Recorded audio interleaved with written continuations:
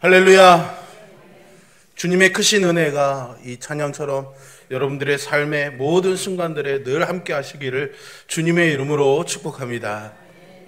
설 명절 잘 보내고 계십니까? 예, 얼굴들이 다 좋아 보이십니다. 특별히 또 오래간만에 고향교회를 찾아온 우리 가족분들도 많이 보이는 것 같아서 너무 반갑고 또 환영합니다. 다 소개해드리려면 제 설교 시간에 반은 내드려야 될 것 같아서 우리 그냥 서로 아름아름 얼굴을 아니까 박수로 같이 한번 환영하겠습니다. 고향교회에 잘 오셨습니다. 설이 되면 지난 주간에는 제가 맛있는 음식을 우리가 많이 해 먹는다라고 그렇게 말씀을 나누었습니다. 맛있는 음식 많이 해 드셨습니까? 네.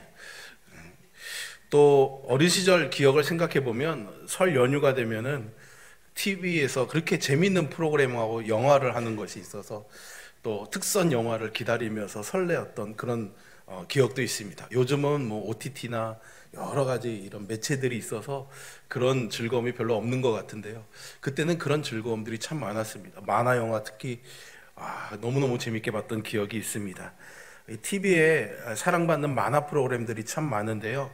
그 중에서 보노보노라는 만화가 하나 있습니다. 여러분들 혹시 기억나실지는 잘 모르겠지만 일본의 만화 작가인 이가라시 미키오라는 작가가 네컷 만화로 시작을 했는데 이것이 큰 인기를 끌면서 우리나라에서는 애니메이션으로도 제작이 되어서 방송된 적이 있습니다. 이 보노보노에게는요 불안한 감정이 하나 있습니다. 그 불안한 감정의 이유는요 곤란함입니다. 그래서 여러분들이 지금 이 그림에 보시는 것처럼 보노보노의 가슴에는 뭐가 하나 있어요. 이게 뭘까요? 조개입니다. 조개. 주인공 보노보노는 해달이에요. 해달. 그래서 해산물 이렇게 바닷속에서 음식을 먹는데 늘 미리 이 걱정을 안고 살아가는 겁니다. 그래서 문득 배가 고파지면은 곤란해질 것을 염려해서 그때를 대비해서 늘 조개를 들고 다니는 거죠.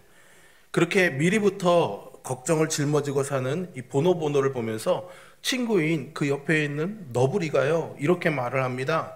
야, 나중에 곤란해질 거라면 나중에 곤란해하면 되잖아. 여러분 성경 말씀 듣는 것 같지 않습니까? 내일 일은 내일 염려하라는 주님의 말씀 같기도 합니다. 그리고요 그 옆에 있던 야옹이 형도요 이렇게 충고해 줍니다. 보노보노, 살아있는 한 곤란하게 되어 있어. 살아있는 한 무조건 곤란해. 곤란해하지 않게 사는 방법 따윈 결코 없지. 그리고 이 곤란한 일은 결국 끝나게 돼 있어. 어때? 이제 좀 안심하고 곤란해할 수 있겠지? 이 말이 무슨 말입니까, 여러분? 어차피 곤란해할 일을 피할 수는 없으니까 기왕에 곤란해할 거 안심하면서 마음 편하게 곤란해하라는 말입니다. 그런데 여러분 이게 쉽습니까? 사람이며 마음 편하게 곤란해한다는 것이 쉽지는 않은 것 같습니다. 오히려 대부분의 사람들은 보노보노처럼요 나중에 곤란해할 것을 지금 염려하고 곤란해하면서 살아가고들 있죠. 곤란해한다는 것은 다른 말로 표현하자면 걱정한다는 말일 겁니다. 이처럼 나중에 할 걱정까지 하면서 살아가다 보니까 현대인들은요 늘 한두 가지 이상의 스트레스를 안고 살아갑니다. 스트레스라는 말의 의미가 뭡니까? 심리적인 그런 압박감이나 긴장, 정신적인 그런 중압감 등을 말하는 건데요. 이것이 우울이나 불안 또는 폭력적인 행동으로 그 증상이 나타나기도 합니다. 이런 스트레스의 원인을 찾아보자면 뭐 이루 헤아릴 수 없이 많겠지만요. 여러 정황들을 놓고 살펴볼 때 이 스트레스는 대부분 불안으로부터 옵니다. 염려와 걱정으로부터 시작이 되지요. 심지어는요 격한 분노에서 오기도 합니다. 한마디로 정리해보자면 이 모든 스트레스의 시작은요 예측할 수 없는 불행과 사고들 때문에 생기게 됩니다. 예측할 수 없는 것, 이것이 문제죠. 이것이 스트레스의 원인이 되지만 또 우리네 인생에서 빼놓을 수 없는 일이기도 합니다. 특히나 이 예측할 수 없는 일이 일어나는 일들이 괴로움이고 고난이라면 우리에게 해결할 방법이 없는 한 여지없이 실망과 낭패를 겪게 됩니다.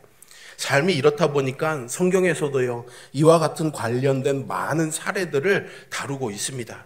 오늘 본문에도 보면 전혀 예측하지 못했던 일 때문에 낭패를 볼 뻔하다가 오히려 더 좋은 일이 되는 그런 사건이 나오게 되지요.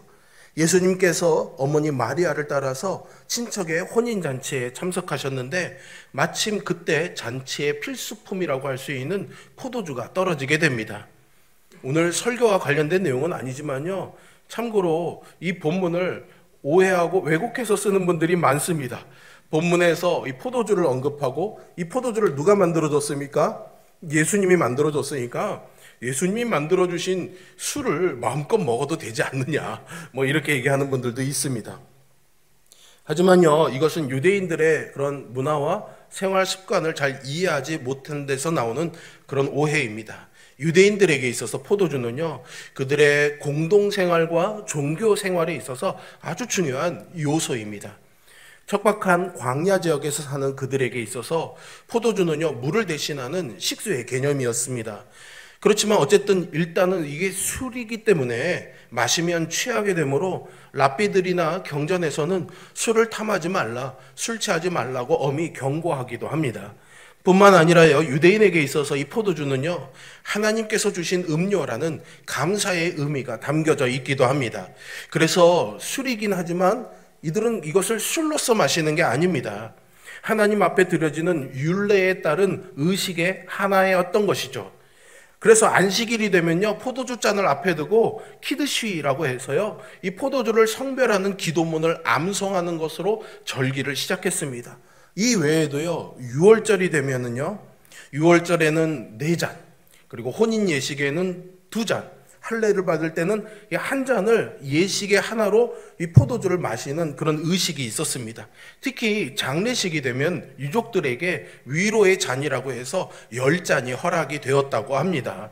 이렇게 볼 때 혼인잔치에서 포도주가 떨어졌다라고 하는 것은 단순히 마실 음료수가 없게 되었다라는 뜻이기도 하지만요, 그보다는 이 혼인 율례에 따른 포도주 2잔의 의식을 행할 수 없었기 때문에 굉장히 큰 일이었던 것입니다.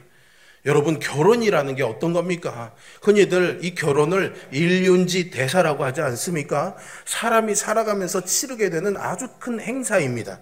그러니 얼마나 신경을 써서 준비합니까? 비용은 물론이고 뭔가 부족하거나 빠지는 것은 없는지 늘 꼼꼼하게 챙기지 않습니까?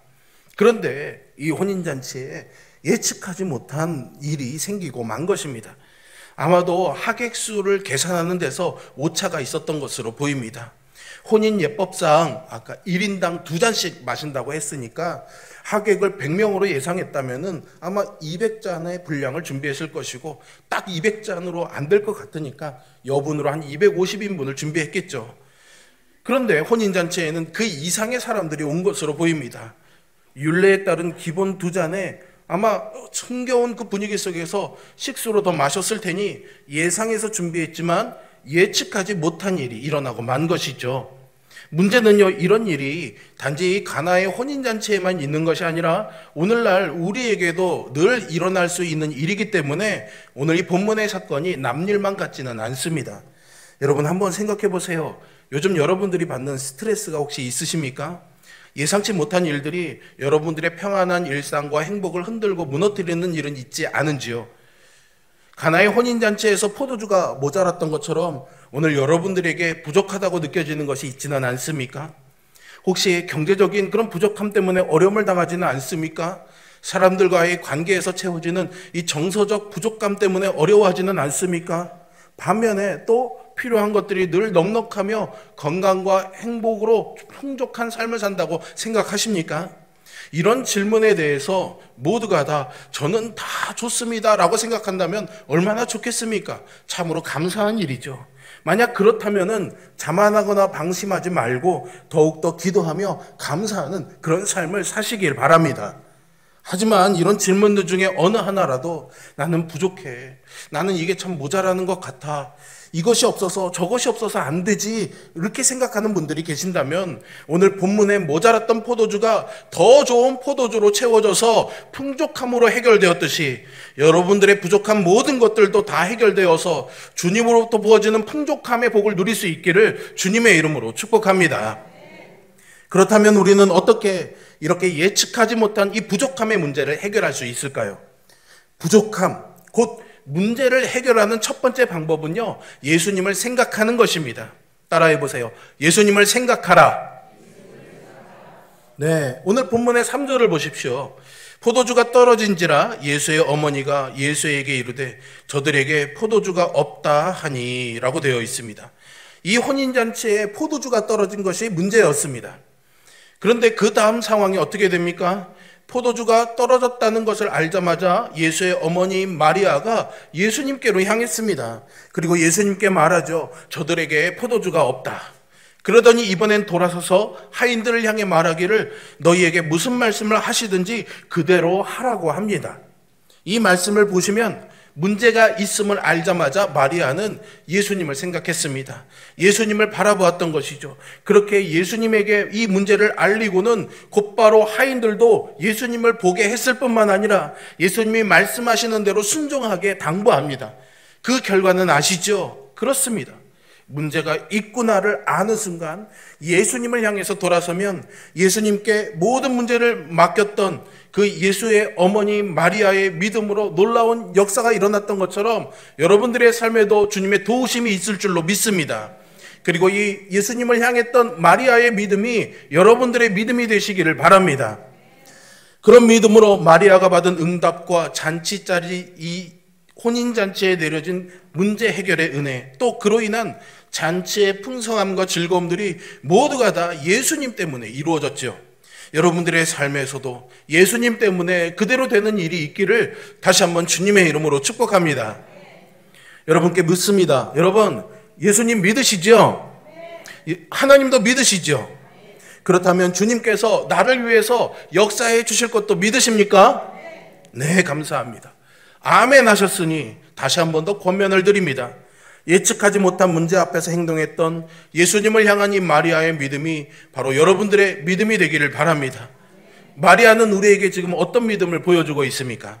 마리아는요, 예수님을 향해서 포도주가 떨어졌다 말했습니다. 지금 처한 곤란한 상황을 예수님께 말씀드린 겁니다. 그리고 이어서 하인들에게 너희에게 무슨 말씀을 하시든지 그대로 하라고 했죠. 아니, 예수님이 어떻게 하실 줄 알고요. 예수님 보고 어떻게 하라고요. 여러분들이 성경에 대해서 조금 잘 아신다면 아마 이 가나 혼인잔치의 이 기적이 예수님이 공생애를 시작하시면서 첫 번째로 행하신 기적이란 것을 여러분들이 잘 알고 계실 겁니다. 그러니 마리아는요, 예수님이 평범한 사람은 아니란 것은 물론 알고 있었겠지만 그분이 어떤 기적을 행하실지는 전혀 예측할 수가 없었습니다. 그럼에도 불구하고, 그런 경험도 없었음에도 불구하고 마리아는 자기가 본 그 문제를 가지고 예수님께 나왔던 것이죠. 마리아는요, 이런 문제들을 가지고 이렇게 하면 저렇게 하면 어떻게 될까 생각하고 자시고 따지지를 않았던 겁니다. 문제 앞에서 할 수 있나 없나를 따지는 것은 믿음이 아니라는 것을 배우게 됩니다. 마리아는요, 그냥 예수님을 믿었습니다. 그리고 그대로 고백했던 것이죠. 무슨 말씀을 하시든지 그대로 하자. 그것이 마리아의 믿음의 핵심이었던 것입니다. 자, 다시 한번 따라해 보십시오. 무슨 말씀을 하시든지 그대로 하자. 이 믿음대로 사시기를 바랍니다. 여러분, 빌립보서 4장 13절, 내게 능력 주시는 자 안에서 내가 모든 것을 할 수 있느니라, 이 말씀들 아시고 참 많이 좋아들 하십니다. 그리고 이 말씀대로 되기를 소망합니다. 그런데 여러분, 우리가 이 말씀을 좋아하는 이유는요, 대부분 뒤에 있는 내가 모든 것을 할 수 있다라는 이 말씀에 용기를 얻기 때문입니다. 그런데 사실 더 중요한 부분은 앞부분입니다. 내게 능력 주시는 분이 누구십니까? 주님이십니다. 그리스도 예수이신 것이죠. 그러니까 내가 모든 것을 할 수 있다라는 이 말씀보다는 내게 능력 주시는 분이신 예수님이 능치 못할 일이 없으신 분이심을 믿는 믿음을 먼저 앞세우는 여러분이 되시기를 바랍니다. 믿음을 가진 저와 여러분은 예수님의 말씀이 곧 능력이요, 기적이고 은혜요, 복인 것을 믿어야 진짜 이 믿음의 역사를 경험할 수가 있습니다. 예수님은 이 마리아의 믿음대로 해결책을 제시해 주십니다. 그래서 말씀하시죠. 항아리에 물을 떠다 채우라. 그리고 떠서 갖다 주어라 말씀하십니다. 역시나 여러분, 그 다음 일은 잘 알고 있습니다. 물이 변해서 포도주가 되었습니다. 문제가 변해서 기적이 된 겁니다. 걱정이 변해서 기쁨이 된 것이죠. 할렐루야! 주님께서 말씀하신 것은 주님께서 책임져 주시고 이루어 주실 줄 믿으시기를 바랍니다. 주님은 늘 그러셨습니다. 고기잡이의 달인인 베드로가 한밤을 새워서 헛땅을 쳤는데 깊은 데로 가서 그물을 내려라. 예수님이 말씀하신 대로 했더니 만선의 기쁨을 맛보았습니다. 벳세다 들판에서 배고픈 사람들을 두고 당황해하는 제자들에게 둘러앉아 나누어 먹게 하라 하신 그 말씀대로 그들이 순종하자 오병이어의 기적이 나타났지요.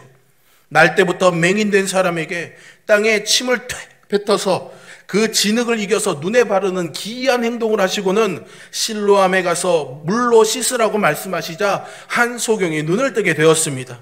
두려워하는 제자들을 뒤로하고 잠잠하라 말씀하시니까 바다의 풍랑이 잠잠해졌고 내 상을 들고 집으로 가라 말씀하시자 중풍병자가 나음을 입었습니다. 오늘 이 말씀을 통해서든 가정에서 말씀을 묵상하고 기도하시는 중이든 주님의 말씀을 들으시고 내게도 그리 될 줄 믿고 말씀이 하라는 대로 순종하면 여러분에게도 물이 변해서 포도주가 되는 기적과 기쁨이 있게 해 주실 줄로 믿습니다. 그러므로 문제 앞에서 예수님을 생각해서 예수님 덕분에 문제가 복이 되는 그 은혜를 받아 누리는 여러분 되시기를 주님의 이름으로 축복합니다. 부족함의 문제를 해결하는 첫 번째는 예수님을 생각하는 것이라고 말씀드렸습니다. 두 번째 방법은요, 예수님 이후를 생각하는 것입니다. 우리말에요, 판이라는 말이 있습니다. 일이 벌어지는 자리 또는 그 장면을 일컫는 말인데요, 보통은 판을 깨다, 판이 벌어지다, 판이 뒤집어지다, 이런 표현으로 사용이 됩니다. 가나의 혼인잔치는 잔치판이 벌어진 것입니다. 사람들은 이 잔치판에서 흥겨움과 즐거움을 기대했을 것입니다. 그런데 예기치 못한 문제가 이 판을 흔들어 놓았습니다. 부족하지 않을 거라 생각했던 포도주가 떨어지면서 혼주 측에서는 걱정이 태산이었고 하객들 입장에서는 불만과 실망이 있었을 것입니다. 그러나 예수님이 이 현장에 오시면서 이 판이 달라지기 시작합니다. 혼주들은 채워진 포도주로 안도했고 하객들은 더 좋은 포도주로 잔치의 기쁨을 누렸습니다. 믿음이란 그런 것 같습니다. 예수님이 오시기 전에 판을 붙잡고 염려하는 것이 아니라 예수님 오신 이후의 판을 믿음으로 보는 것을 말합니다. 그런 면에서 이 마리아의 믿음이 대단하다는 생각입니다. 예기치 못한 사고와 문제 앞에서 5절에서 우리가 계속 반복해서 보았던 것처럼 무슨 말씀을 하시든지 그대로 하자라고 했으니까는요. 무슨 일이 일어날지는 몰랐지만 예수님이 말씀하시면 이 판이 바뀌게 될 것을 그녀는 믿었던 것입니다. 우리도 그런 믿음으로 행동할 수 있기를 바랍니다. 가만히 생각해 보면 하나님은요, 우리에게 지금 내 삶에 돌아가고 있는 이 인생의 판이 어떻게 달라질지를 그 이유에 대해서는 알려주시지 않습니다. 그래서 믿으면서도 우리가 종종 답답해하는 이유가 여기에 있죠. 원하는 일이 이루어지지 않고 뜻하던 일이 실패하게 되면 더더욱 그렇습니다. 늘 계획을 세우고 준비를 하고 힘을 다해서 살아가지만 뜻밖의 사건과 일들로 이 계획이 흐트러지게 되고 낭패를 경험하고 낙심하게 됩니다. 사실 내 마음조차도 내 마음대로 할 수 없는 것이 우리네 인생 아닙니까? 뜻을 세우고 계획한 것을 이루는 일도 참으로 어렵지만 그런 것을 이루는 사람을 보면은 아마도 엄청난 의지와 노력을 가진 사람이구나 이렇게 생각하게 됩니다. 그런데 이 뜻을 이루는 의지와 낙심하지 않고 끝까지 해내는 이 힘과 열정은 과연 어디에서 오는 것일까요? 사람이 자기 의지로 해내는 데는요, 한계가 있습니다. 그러니 그것은 완전하지가 않습니다. 그래서 외부에서 오는 힘이 있어야 됩니다. 신앙인은요, 그 힘을 하나님의 능력과 권위와 권세에 순복하는 믿음이라고 봅니다. 하나님의 권세와 권위는 절대적입니다. 거역할 수 없다는 뜻이죠. 내 의지라면 한계에 부딪혀 포기할 수도 있겠지만 하나님의 권위와 권세라면 포기할 수가 없습니다. 그래서 신앙은 하나님의 이 절대적 권위에 순종하는 믿음을 말합니다. 그 믿음을요, 우리는 아브라함에게서 보았고요, 수많은 하나님의 사람들에게서 보았습니다. 그들은 자신들의 의지와 지혜와 지식으로 하나님의 명령에 순종한 것이 아닙니다. 하나님의 권위에 순복한 것이죠. 원치 않는 일, 자기 생각과 다르고 불가능해 보인다고 할지라도 하나님께서 말씀하시니 순종했습니다. 원치 않는 일이라면 거역하고 싶을 수도 있고요. 자기 능력을 생각하며 못하겠다고 거부할 수도 있었을 것입니다. 하지만 하나님의 권위가 절대적이기에 거부하거나 거역할 수 없었습니다. 예수님이 십자가에 오르신 것도 그와 같았죠. 할 수만 있거든 이 잔을 내게서 옮겨달라 하셨지만 아버지의 뜻이라면 내가 따르겠습니다. 주님이 그 본을 보여주셨습니다. 반면에요, 이 하나님의 권위를 거역하려는 사람, 아니면 그 명령을 받아들이긴 하지만 사람의 방법으로 하나님의 명령을 따르려는 사람도 있습니다. 이런 사람의 생각이나 방법으로는요, 온전한 성공을 이룰 수 없습니다. 오직 하나님의 뜻과 계획과 방법에 순종할 때 하나님의 도구로 쓰임받는 일꾼이 됩니다. 하나님의 계획이 사람들에게 의심스러운 계획처럼 보일 수도 있습니다. 사람의 계획과 방법이 더 확실한 것처럼 보일 수도 있겠죠. 하지만 선을 이루는 것은 하나님의 계획과 방법을 따르는 것뿐이라는 것을 여러분 꼭 기억하시기를 바랍니다. 하나님은 당신의 뜻을 이루기 위해 우리를 설득하시기도 하고 책망하시기도 하고 격려하시기도 하면서 우리가 믿음을 가지고 순종할 수 있도록 우리를 도와주십니다. 그리고 그 결과는 항상 하나님께서 놀라우신 이 놀라운 일들을 찬양하게 하는 것입니다. 그리고 그 믿음으로 우리가 이 자리에 나와서 예배하는 것이죠. 잠언의 지혜자는요, 사람이 마음으로 자기의 길을 계획할지라도 그 걸음을 인도하시는 분은 여호와 하나님이시라고 우리에게 말해주고 있습니다. 그러므로 믿음의 사람은 그 결과에 대해서 하나님께서 나를 통해서 이 일을 이루셨다라고 찬양하는 사람입니다. 저와 여러분이 그렇게 하나님을 찬양하는 삶을 살 수 있기를 바랍니다. 내가 계획한 일이 이루어지지 않아도, 원하지 않는 일을 겪게 된다고 할지라도 하나님께서 인도해 주심을 믿는 그 믿음을 가지고 늘 감사하며 살 수 있기를 바랍니다. 우리의 인생에 어떤 일이 일어나도 하나님은 은혜 가운데 우리를 지켜주시고 선한 길로 인도해 주시겠다고 약속하셨으니 그것을 믿고 늘 감사하며 사는 우리 홍천성결교회 성도들, 믿음의 사람들 되시기를 주님의 이름으로 축복합니다. 가나의 혼인잔치 이야기에서 저는 가장 핵심적인 장면은 8절이라고 생각합니다. 이제는 떠서 연회장에게 갖다 주라 하심에 갖다 주었더니 라는 장면인데요. 여기에서는요, 하인들이 순종한 지점이 바로 하이라이트입니다. 혼인잔치는요, 그리고 이 포도주의 기적은요, 바로 순종이 만들어낸 결과입니다. 순종이 없었으면 포도주도 없었습니다. 순종이 없었으면 잔치는 엉망이 되고 말았을 것입니다. 순종이 성공적인 잔치로 마무리할 수 있게 했습니다. 순종하는 사람도 있고 순종이 안 되는 사람도 있습니다. 어떤 사람은 순종이 쉽고 어떤 사람은 순종이 참 어렵습니다. 사랑하면 순종이 쉽지만 그렇지 않으면 순종이 어렵습니다. 신뢰하면 순종이 쉽지만 불신하면 순종이 어렵습니다. 그런데 말이죠, 여러분. 사랑하든 사랑하지 않든 순종하는 경우가 있습니다. 신뢰하든 불신하든 순종하는 경우가 있습니다. 어떤 경우에든 무조건 순종하는 경우가 있습니다. 여러분 잘 보십시오. 포도주가 떨어졌을 때 누가 순종했습니까? 예수님이 말씀하실 때 누가 순종했습니까? 하인들입니다. 가나의 혼인잔치가 있던 장소에 하인들 외에는 순종할 사람이 아무도 없었습니다. 물을 떠서 연회장에게 갖다 줄 수 있는 사람은 하인들 뿐이었습니다.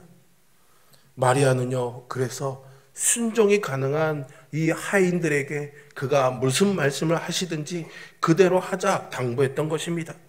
오직 하인들이었기에 가능한 순종이었죠. 하인들이 어떤 사람입니까? 순종하는 사람들이지 않습니까?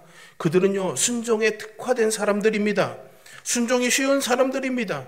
그들은 그 신분이 바로 순종의 사람들입니다. 하인은 순종하기 위해서 이성과 합리성과 논리를 들고 있는 사람이 아닙니다. 하인은 상황을 따지면서 순종하는 사람이 아니죠. 하인은 주인의 말을 듣고 그대로 하는 사람입니다.